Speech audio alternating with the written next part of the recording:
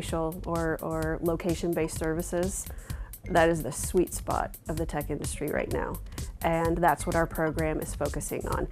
About 40% of our majors are focused in that concentration of geographic information science. It's satellite imagery analysis, it's location-based services, it's big data, it's cognition, it's complexity, it's computation. Location-based technologies and the spatial data that's embedded in them is ubiquitous around us, and it's ubiquitous in their lives and how society develops. My main role here as a researcher is studying natural disturbances like bark beetle outbreaks across the American West. This research project is part of a National Science Foundation funded grant. What we propose to do and what we're in the midst of accomplishing is trying to understand the role of climate change and forest management in driving these unprecedented outbreaks. I'm interested in understanding how people process space.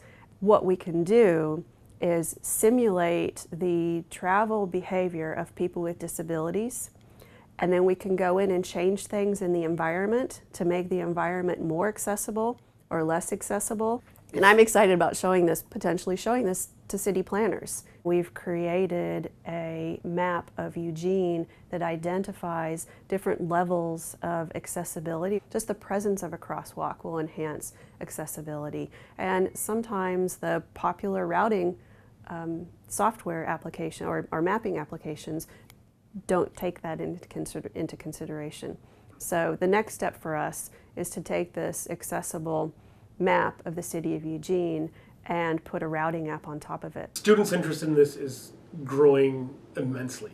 Not only do they see an emerging industry that's calling for geographers and geospatial scientists, but they can do things like help out with an earthquake in Afghanistan. They can actually get on a mapping application and they can look at tweets and they can help the United Nations determine where first aid needs to go in a place thousands of miles away. Students want to do things and they want to feel like they're contributing to something bigger.